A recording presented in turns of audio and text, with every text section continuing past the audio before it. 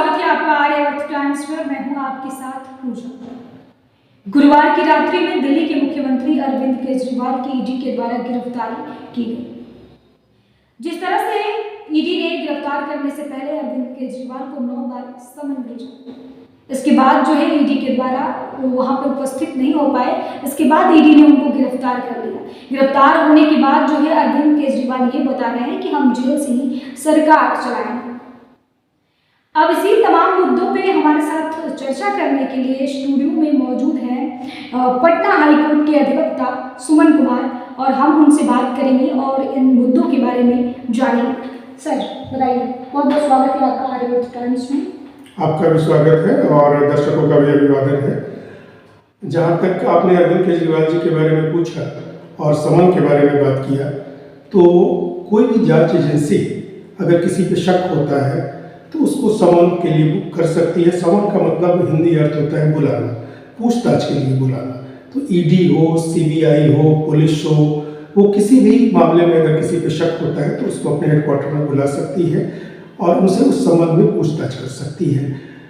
शराब आबकारी मामले में एक्साइज पॉलिसी दिल्ली को लेकर के जो कि कोरोना के काल में की गई थी, अरविंद केजरीवाल जी को ईडी ने समन किया था और पहला समन उनको नवंबर में 3 नवंबर को भेजा गया। उसके बाद समय समय पर ईडी उनको बुलाती रही, लेकिन वो किसी न किसी कारण को बता के अरविंद केजरीवाल जी उस समन को अवॉइड करते रहे। वो ईडी से पूछताछ में सहयोग उन्होंने नहीं किया और जब 10वां समन आया तब वो दिल्ली हाईकोर्ट में चले गए और दिल्ली हाईकोर्ट में जाकर के उन्होंने राहत मांगी। हाईकोर्ट से उन्होंने गुजारिश की कि उन्हें की गिरफ्तारी में रोक लगाया जाए अगले 2 महीनों तक, ताकि देश में चुनाव हो, लोकसभा के चुनाव हो रहे हैं और सरकार और ईडी की मंशा ये है कि उन्हें चुनाव प्रचार करने से रोका जाए और उनकी पार्टी को अधिक से अधिक सीट जीतने से वंचित किया जाए।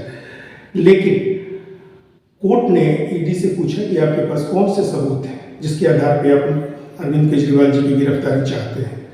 और कोर्ट ने कल गुरुवार को सुनवाई हुई। फर्स्ट हाफ में कोर्ट ने ईडी के वकील से कहा और सेकेंड हाफ में ईडी ने वो तमाम सबूत पेश किए जो कि अरविंद केजरीवाल जी के खिलाफ थे। उस पर सुनवाई के बाद कोर्ट ने अरविंद केजरीवाल जी को किसी भी प्रकार की राहत देने से इनकार कर दिया और उसके बाद ईडी ने दिल्ली के सीएम अरविंद केजरीवाल जी को गिरफ्तार कर लिया। कानूनी पहलू ये है कि किसी भी व्यक्ति को, आम हो या खास हो, उसको ईडी के समन पर या किसी भी जांच एजेंसी के समन पर जाना चाहिए, अपनी बातों को रखना चाहिए। अपनी बातों को रखने में कोई हर्ज नहीं है, जांच में सहयोग करना चाहिए। उसके बाद अगर जांच एजेंसी पाती है कि गिरफ्तार करने का मामला है तो वो गिरफ्तार कर सकती है, लेकिन आमतौर पे ये होता नहीं है जब तक आपके खिलाफ बहुत पुख्ता सबूत नहीं हो। सर, क्या कोई भी जांच एजेंसी, ईडी या सीबीआई किसी मुख्यमंत्री को इतनी आसानी से गिरफ्तार कर पाएगी? ऐसा क्यों? ऐसे इससे पहले भी ऐसा कभी हुआ है कि जो किसी भी मुख्यमंत्री को गिरफ्तार किया गया इस मामले को लेकर, कोई भी मामला?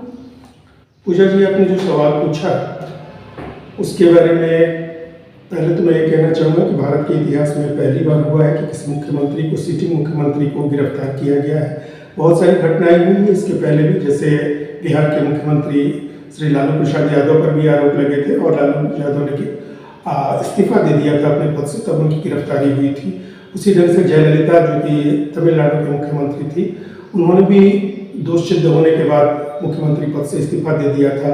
सिद्धरमैया जो कर्नाटक के मुख्यमंत्री थे, उन पर भी आरोप लगे थे और उन्होंने भी इस्तीफा दे दिया था। उसके साथ साथ हाल ही में हेमंत सोरेन जो कि झारखंड के मुख्यमंत्री हैं, उन्होंने इस्तीफा दिया और उनके जगह पे चंपई सोरेन को मुख्यमंत्री बनाया गया। जहाँ तक कानूनी प्रावधान का सवाल है, सिविल प्रक्रिया संहिता, सिविल प्रोसीड्यूर कोड भारत का, उसकी धारा 135 कहती है कि किसी भी सिविल मामले में मुख्यमंत्री और विधानसभा विधान परिषद के सदस्यों को छूट मिली हुई है गिरफ्तारी से, लेकिन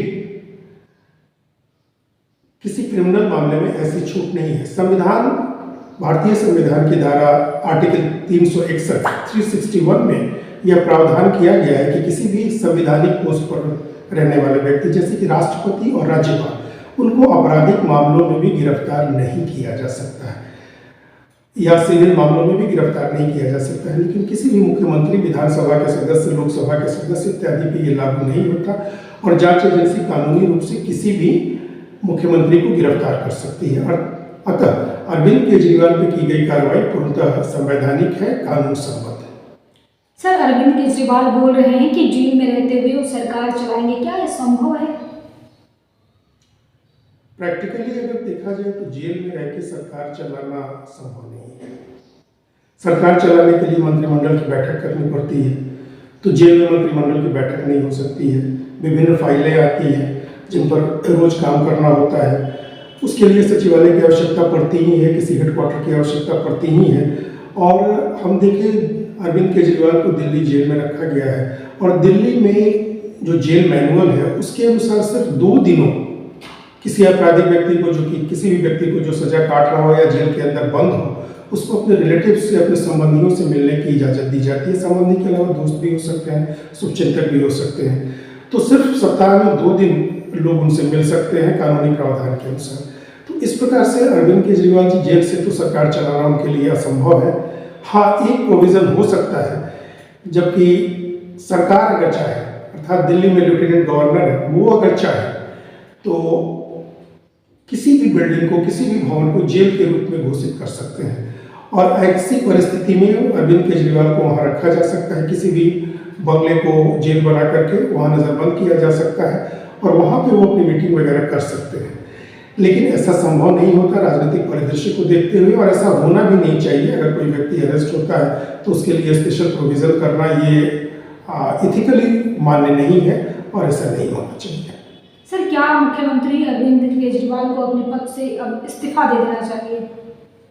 बिल्कुल बिल्कुल, इथिक्स यही कहता है, मोरल यही कहता है कि वो अपने पद से इस्तीफा दे दें, जैसा कि हेमंत सोरेन जी ने किया और अन्य लोगों ने किया। तो अरविंद केजरीवाल जी की ये जिद, उनकी तैयारी तो पहले से ही थी, क्योंकि बार बार कहा जा रहा है, आपके प्रवक्ताओं द्वारा भी ये बात कही जा रही है कि हम सरकार जेल से चलाएंगे और हम इसकी तैयारी कर चुके हैं।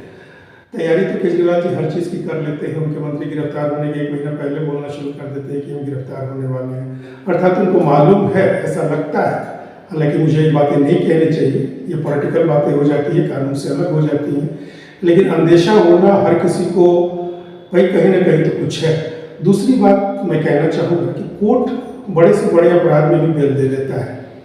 बेल उन्हीं लोगों को नहीं दिया जाता है जिनके खिलाफ पुख्ता सबूत होते हैं, और ये अरविंद केजरीवाल जी के डिप्टी सीएम मनीष सिसोदिया जी भी जेल में हैं और बार बार बेल के लिए एप्लीकेशन देते हैं, लेकिन उनका बेल नहीं मिल पाता है। संजय सिंह जो कि उनके सांसद हैं, उनको भी, राज्यसभा के सांसद हैं, उनको भी बेल नहीं मिला और अब केजरीवाल जी गए हैं। तो ये तो जांच एजेंसियां ही बता सकेंगी, ये साक्षी बता सकेंगी, ये तो आगे पता चलेगा क्या होता है। लेकिन अरविंद केजरीवाल जी को परिस्थितियों को देखते हुए, एथिक्स को देखते हुए, पॉलिटिकल उसको क्या कहेंगे, मर्यादा को देखते हुए उन्हें अपने पद से इस्तीफा दे देना चाहिए।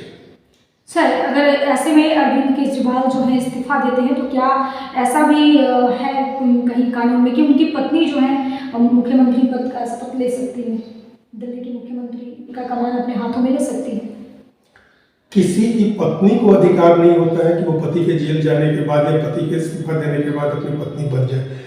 मुख्यमंत्री वही बन सकता है जो कि जिसपे विधानसभा के सदस्यों का, मेजॉरिटी ऑफ सदस्यों का विश्वास हो, उसे विश्वास मत प्राप्त करना होता है।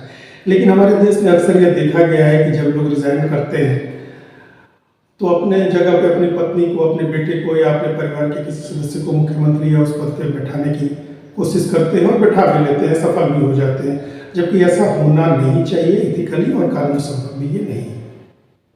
जी, धन्यवाद आपको बातचीत करने के लिए आर्यवर्त टाइम्स के साथ। आपका भी बहुत बहुत धन्यवाद। तो हमारे साथ थे पटना हाई कोर्ट के अधिवक्ता। इन तमाम मुद्दों पे बात की है कि अरविंद केजरीवाल को उन्होंने कहा कि इस्तीफा दे देना चाहिए, लेकिन क्योंकि जेल से रहते हुए कोई व्यक्ति जो है सरकार को नहीं चला सकता है। तो फिलहाल इस खबर में इतना ही। बने रहिए हमारे साथ और आप देखते रहिए आर्यवर्त टाइम्स। अब तक हमारे चैनल को सब्सक्राइब नहीं किया है तो जितना जल्दी हो सके सब्सक्राइब कर लीजिए और कमेंट करके जरूर हमको बताइएगा कि खबर आपको कैसी लगी। मिलते हैं नेक्स्ट वीडियो में। धन्यवाद।